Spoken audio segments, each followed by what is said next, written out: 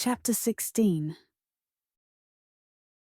The summons to the chief prosecutor's office had come first thing in the morning, demanding Isabella's immediate presence. As she stepped off the elevator onto the executive floor, Isabella knew what was coming. The subtle smell of lemon polish on the wood paneling couldn't mask the stench of bureaucratic betrayal. The elevator doors closed behind her, sealing off her escape route. The plush carpet muffled her footsteps, denying her even the small authority of clicking heels as she moved forward. Somewhere, a phone rang and was quickly silenced. A copier hummed in the distance, its rhythm steady and oblivious to the professional execution about to take place. Elaine wouldn't meet her eyes, suddenly fascinated with her computer screen, the blue light reflecting off her glasses. Colleagues turned away, suddenly engrossed in conversations or finding profound interest in the carpet patterns or their phones. One paralegal slipped into a supply closet as Isabella approached. The silence felt like a physical weight, pressing down on Isabella's shoulders as she walked the gauntlet of averted gazes. Isabella straightened her spine, lifted her chin, adjusted her blazer with a practiced wrist flick, and refused to show fear. The silk lining of her jacket whispered against her blouse, cool and smooth, a small sensory comfort. She'd fought in courtrooms against killers and crime bosses, stared down threats from men who murdered for a living, and could face this moment with the same composure. The chief prosecutor's office door stood open. Inside, Rogers sat behind his imposing desk, the morning sunlight streaming through the floor-to-ceiling windows behind him, casting him in silhouette while fully illuminating anyone standing before him.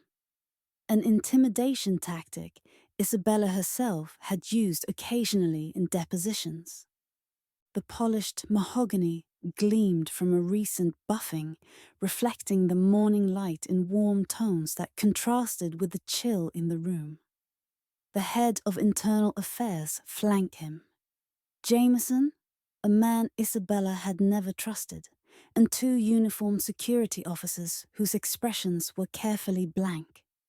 The atmosphere was thick with tension and something else, anticipation.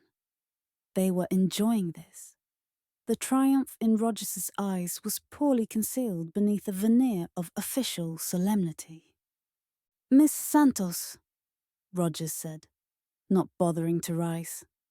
His voice carried through the doorway into the main office area, where Isabella could see staffers pretending to work while straining to hear. He leaned back slightly. This was theatre, and she was the spectacle. "Please close the door behind you." "I'd prefer to leave it open," Isabella replied, remaining in the doorway. Her voice didn't waver, and she was proud of that. The air conditioning raised goosebumps on her arms. The office was always kept unnecessarily cold in Roger's domain. "Since it seems you've invited an audience to whatever this is." She gestured toward the suddenly busy office floor behind her. Roger's jaw tightened, a muscle twitching beneath his carefully groomed salt and pepper beard. His manicured hand tapped once against the polished surface of his desk. A tell Isabella had noticed during budget meetings when he was annoyed, but trying not to show it. The sound was small, but definitive, in the tense silence. "Miss Santos, you're being placed on administrative leave, pending an investigation into your conduct related to the Piedmont killer case," he said, measured and deliberate. Behind him, Atlanta's skyline stretched in the morning light, glass towers reflecting the sun like massive prisms, oblivious to the small human dramas unfolding in their shadow. "Your credentials will be temporarily suspended." Isabella's hand instinctively went to the ID badge at her hip. the laminated card she'd carried for years. Its familiar weight against her hip was a constant reminder of her place in the world. It wasn't just identification. It was her identity, the culmination of law school, clerkships, and years working her way up through the DA's office.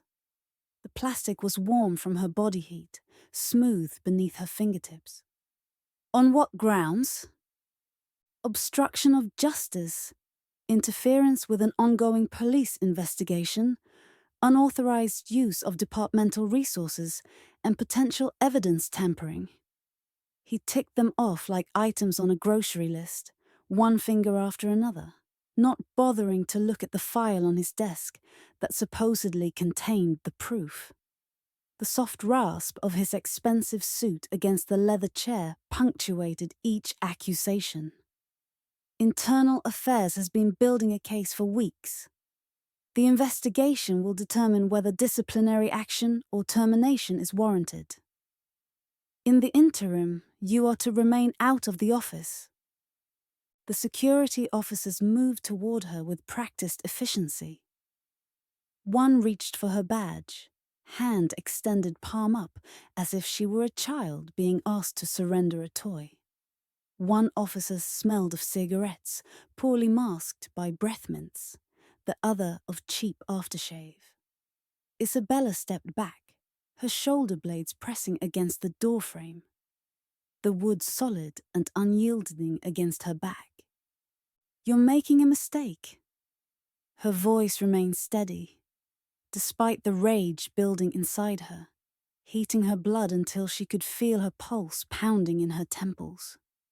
The taste of adrenaline flooded her mouth, metallic and sharp. "I've been the only one investigating these murders properly." "That's precisely the problem, Miss Santos." Rogers stood now, buttoning his suit jacket in a practiced gesture of authority that she'd seen him rehearse before press conferences. The soft click of the button slipping into place might as well have been a gavel falling. "You've become obsessed with the Volkov connection, despite clear evidence pointing elsewhere. Your behavior has become increasingly erratic. This leave will give you time to reconsider your approach." Morning light glinted off the polished brass pen set on his desk, momentarily blinding Isabella with its reflection. The vent above her blew a steady stream of cold air that smelled faintly of dust, making her shiver involuntarily. Isabella looked directly at Rogers, seeing him even more clearly than she had been disillusioned with her mentor. He was the same man from the photos with Victor Aldrich, the same man who had been blocking her investigation from the start. The tailored suit and practiced expressions of concern couldn't hide what she now saw. A public servant compromised by supernatural influence.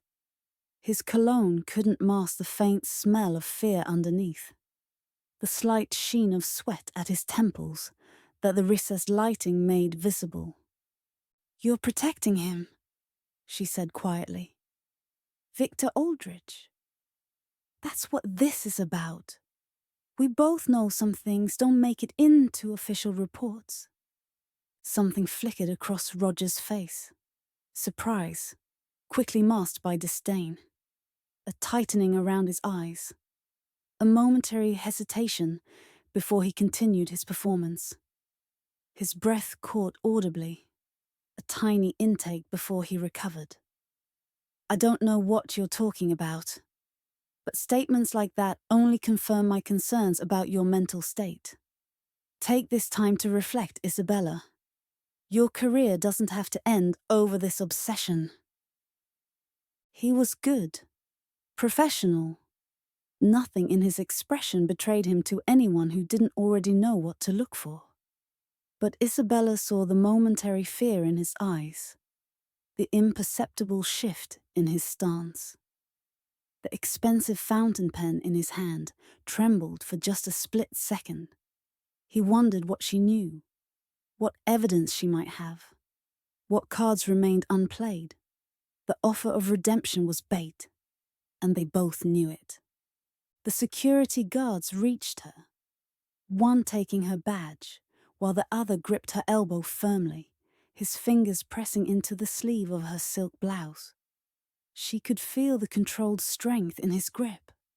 Not enough to bruise, just enough to make clear that resistance would be futile. His palm was calloused, rough against the delicate fabric.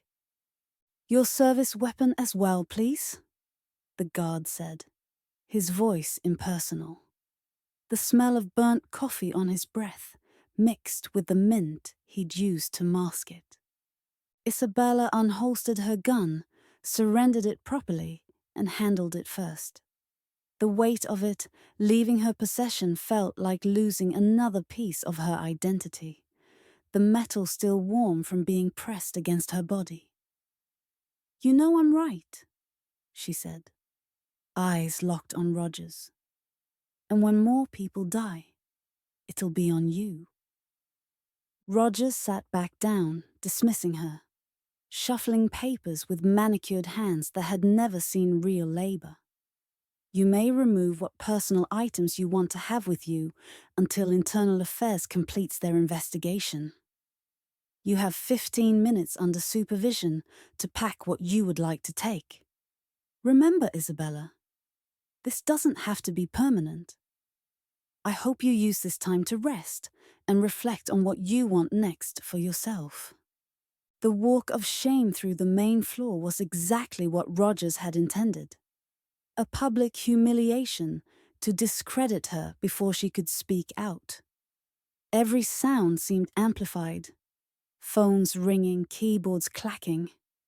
The soft rustle of clothing as people shifted away from her path. Whispers followed her like wasps, stinging her professional pride with each step.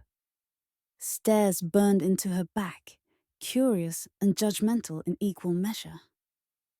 Former colleagues, friends, averted their eyes, suddenly engrossed in computer screens or discovering urgent paperwork. The smell of their collective anxiety hung in the air like a miasma. Jessica from Violent Crimes turned and walked in the opposite direction when she saw Isabella approaching. The isolation was immediate and complete, just as Rogers had planned.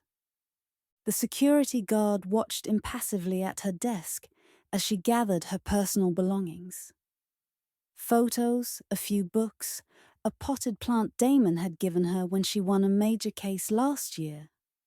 The soil still damp from yesterday's watering, leaving earthy traces on her fingertips. The small crystal gavel that had been her graduation gift from her undergrad roommate caught the light, scattering tiny rainbows across her desk as she lifted it. 8 years of career reduced to a single cardboard box. She worked mechanically, her mind racing through implications and next steps as her hands sorted her life into what to take and leave behind. Her career was over, at least in this office. Maybe in any DA's office if Rogers blackballed her, which he would undoubtedly do if she continued to point to his connection to Aldrich. The thought had a strange taste to it, bitter as old coffee. But that was the least of her concerns now. Human politics seemed almost quaint compared to werewolf vendettas. "Isabella." Damon pushed through the small crowd of onlookers gathered at a safe distance, the current of displaced air carrying his familiar scent. Peppermint gum and that particular brand of pretentious cologne he'd started wearing after his promotion. His tie was askew, face flushed, as if he'd run up the stairs rather than waiting for the elevator. Sweat beaded along his hairline, dampening his collar. He ignored the guard's outstretched arm, attempting to block his path. "Ma'am, he can't—" the guard started, his monotone broken by actual irritation. His cheap aftershave couldn't mask the smell of cigarettes on his uniform. "He's my assistant. Certainly, he can help me carry my things to my car." Isabella injected enough authority into her voice that the guard hesitated, then nodded reluctantly. Even stripped of her badge, she could still summon the level of command that had cowed uncooperative witnesses and hostile defense attorneys. Damon's face was flushed, his breathing rapid, curls falling over his forehead. The smell of fresh sweat and panic rolled off him in waves. "They're saying you tampered with evidence, that you're obsessed with pinning these murders on Volkov. What happened?" Isabella continued packing, leaning close to Damon as she pulled books from her shelf, her voice dropping to a whisper. The spines of the books were warm from the morning sunlight streaming through her window, the embossed titles rough beneath her fingers. "They've put me on administrative leave to discredit me," she murmured, the spines of law journals sliding between her fingers. "This is damage control." Damon glanced at the guard, then pretended to help her with a heavy law text, his head bent toward hers. His breath smelled of the caramel latte he favored, the scent incongruously sweet in the tense moment. "Harper called me right before I heard about this," he said under his breath, his lips barely moving. He was excited about something he found but missed our check-in this morning. Cold dread pooled in Isabella's stomach, spreading through her veins like ice water. Detective Harper had been her last remaining ally in law enforcement, the only one still willing to officially listen to her theories, even if he didn't believe all of them. "He said he was following up on a lead at the city archives about those old cases we found," Damon continued, his voice barely audible as he stacked books with unnecessary care. The thump of each heavy volume against the cardboard box created a somber cadence. Then he straightened, speaking normally. "Should I take these boxes to your car?" "Yes, thank you." Isabella handed him the lightest box, conscious of the guard watching them suspiciously, his gaze tracking their movements like a security camera. The cardboard was rough against her palms, leaving tiny abrasions that stung when the air conditioning hit them.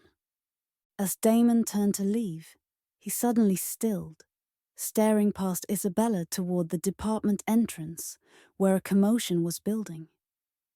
Officers rushed toward the doors, radios crackling with urgent voices that sliced through the office murmur. Phones began ringing throughout the office, the collective sound rising like an alarm. The security guard's radio crackled to life, the dispatcher's voice cutting through the tension with clinical precision. "All units, we have a homicide at the city archives." Detective Harper's ID was recovered at the scene. The victim was identified as an archive clerk. Harper is to be treated as the prime suspect. Consider armed and dangerous. Isabella felt the blood drain from her face as the words registered. Damon seemed frozen in place. The box clutched against his chest like a shield. A sudden hush had fallen over the nearest desks as other staff members caught fragments of the transmission. The security guard quickly adjusted his radio volume. His Adam's apple bobbed as he processed the information, and when Isabella spoke, her voice was hollow with shock. "Harper," she whispered, the implications crashing over her like a wave.